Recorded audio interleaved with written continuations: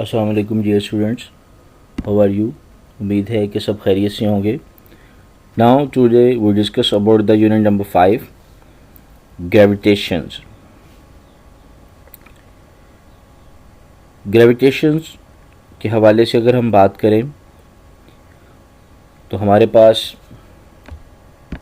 Newton का एक वाक़या आ जाता है जिसमें वो एक दरख्त के नीचे बैठा होता है, तो अचानक ही आसमान से दरख्त से जो है ना वो एक फल एप्पल जो है वो गिरता है और वो ज़मीन पे आके बेटा जब एप्पल ज़मीन पे गिरता है तो वो परेशान हो जाता है इसको देख के। हालांकि कुछ लोग ये भी सोचते हैं कि इसमें परेशान होने वाली बात तो कोई भी नहीं है, बट ही थिंक कि why the Apple is move the downward towards the center of the earth या towards the earth, कि ऊपर की तरफ क्यों नहीं मूव किया, ये राइट लेफ़्ट ठीक है, किसी और साइड पे क्यों नहीं मूव किया, आखिर ये ज़मीन की तरफ ही क्यों आया। तो जब इसने ये सोचना शुरू किया तो आहिस्ता आहिस्ता इसके माइंड में ये बात बैठ गई कि ज़मीन जो है वो हर चीज़ को अपनी तरफ अट्रैक्ट करती है। तो न्यूटन्स ने इसी तरह से लॉ ऑफ ग्रेविटेशन के हवाले से बहुत सारे आइडियाज़ पेश किए जो कि बाद में हमारी क्लासिकल फिज़िक्स को भी जन्म देती है।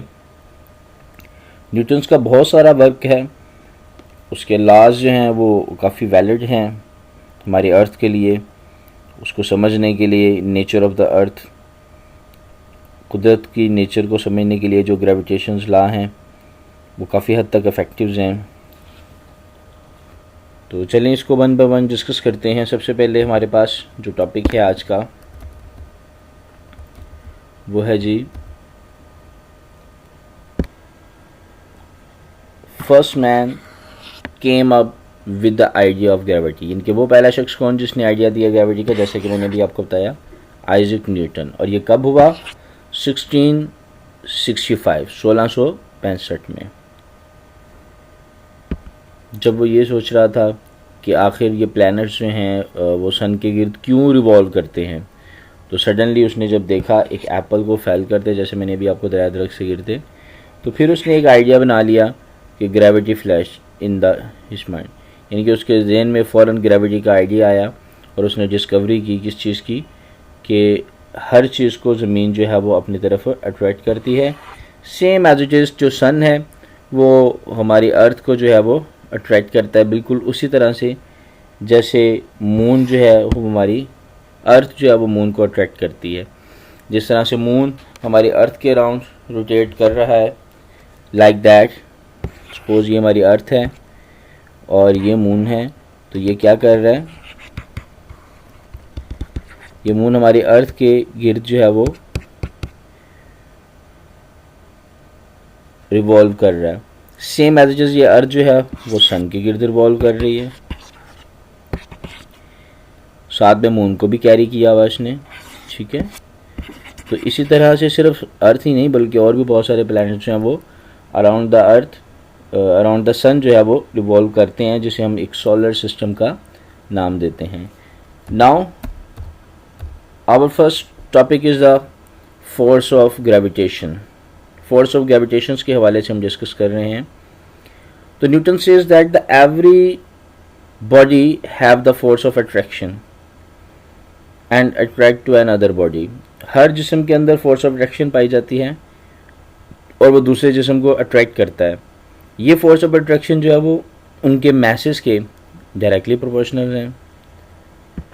According to Newton statement, everybody in this universe attract every other body. हर जिस्म इस यूनिवर्स में दूसरे जिस्म को क्या कर रहा है? अट्रैक्ट कर रहा है विद अ फोर्स, एक फोर्स के तहत, which is the directly proportional to the product of their masses. जो इनके मैसेज के प्रोडक्ट के क्या हैं? डायरेक्टली प्रोपोर्शनल है and inversely proportional to the square of the distance between their centre. और इनके सेंटर्स के दरमियान जो स्क्वायर ऑफ डिस्टेंस है उसके वो इनवर्सली प्रोपोर्शनल है। मिसाल के तौर पे ये थी आपकी स्टेटमेंट,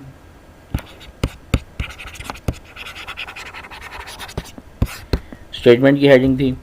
नेक्स्ट हमारे पास यहाँ से एक्सप्लेनेशन की हेडिंग स्टार्ट हो जाती है। तो एक्सप्लेनेशन में हमने यहाँ से स्टार्ट करना है, वजाहत जिसे कहते हैं, और उर्दू में ऊपर जो स्टेटमेंट है उसको दावा-ए-आम कहते हैं।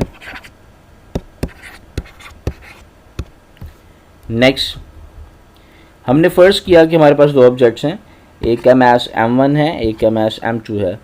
तो जितनी फोर्स m1 m2 पे लगाता है उतनी ही फोर्स m2 m1 पे लगाता है, बट इनकी डायरेक्शन जो है वो डिफरेंट होती हैं।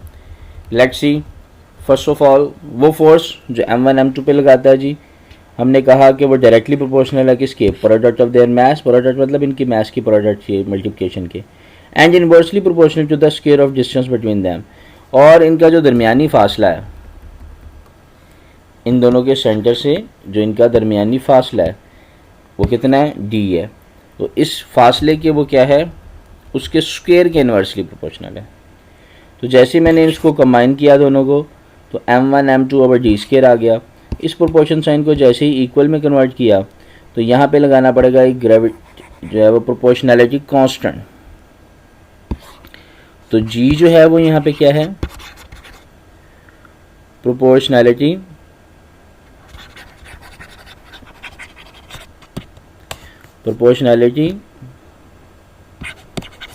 कांस्टेंट जी। ये जो प्रोपोर्शनैलिटी कांस्टेंट है, ये नीचे लिखा भी हुआ है, ये जो प्रोपोर्शनैलिटी कांस्टेंट है इसकी ख़ास कीमत यहाँ पे मौजूद है, और वो कितनी है, 6.673 मल्टीप्लाई 10 की पावर -11 न्यूटन मीटर स्क्वायर पर kilogram square. Due to the very small value, क्योंकि इसकी ये कीमत बहुत ज़्यादा कम है, इसलिए the gravitational force of the attraction between the objects around, कहते हैं क्योंकि ये ग्रेविटेशनल फोर्स बहुत ज़्यादा कम है, इस वजह से हमें हमारे जो इर्द गिर्द पड़े हुए ऑब्जेक्ट्स हैं इनके दरमियान जो फोर्स ऑफ अट्रैक्शन है वो फील नहीं होती। हकीकत में ये फोर्स है ज़रूर, हर दो ऑब्जेक्ट्स के दरमियान ये फोर्स मौजूद है, लेकिन ये इतनी कम है, is too much, very small. आप देख रहे हैं ये जो -11 है, व्हाट डज इट मीन, 6.673, ये जो है इससे पीछे चलें, 1 2 3 4 5 6 7 8 9 10, यहाँ पे जाके 0.000000 और फिर जाके 6673। तो आप सोच सकते हैं कि वेरी वेरी स्मॉलेस्ट वैल्यू। यही वजह है कि ये फोर्स जो है वो हमें दो ऑब्जेक्ट्स के दरमियान फील नहीं होती, लेकिन ये प्रेजेंट है। अब अर्थ का मास क्योंकि बहुत बड़ा है और जो बाकी ऑब्जेक्ट्स हैं वो स्मॉल हैं, सो दैट्स वाई इनके दरमियान जो फोर्स ऑफ अट्रैक्शन है वो हमें महसूस होती है। सो उसी फोर्स को हम दूसरे लफ्ज़ में वेट का नाम भी देते हैं, क्योंकि वेट भी बेसिकली वो फोर्स है जो अर्थ किसी भी बॉडी को अपने सेंटर की तरफ खींचने पर लगाती है, that is called the weight. तो किसी भी वो फोर्स जो किसी ऑब्जेक्ट और अर्थ के दरमियान एक ग्रेविटेशन फोर्स को जारी करती है, it is also the result of the weight. तो बेटा ये हमारे पास हमारे इर्द गिर्द फोर्स तो मौजूद है। हमारा ये टॉपिक आज का यहाँ पे कंप्लीट हो जाता है। इसे हम नाम देते हैं जी ग्रेविटेशन, लॉ ऑफ ग्रेविटेशन। और ये टॉपिक हमेशा शॉर्ट आंसर्स में और सम टाइम लॉन्ग क्वेश्चन में भी आ जाता है, लेकिन लॉन्ग क्वेश्चन में बहुत कम आता है, ज़्यादातर ये शॉर्ट आंसर में आता है, जिसमें हम इसकी स्टेटमेंट और स्टेटमेंट के साथ साथ हम इसकी फार्मूले की डेरिवेशन और जो हमारे पास ग्रेविटेशनल कांस्टेंट जी है उसकी वैल्यू की डिस्कशन करते हैं। तो आज का टॉपिक कंप्लीट हुआ। कल के लिए अल्लाह हाफिज़। अगर आप चाहते हैं मज़ीद वीडियो हासिल करना, so please subscribe my channel. अल्लाह हाफिज़।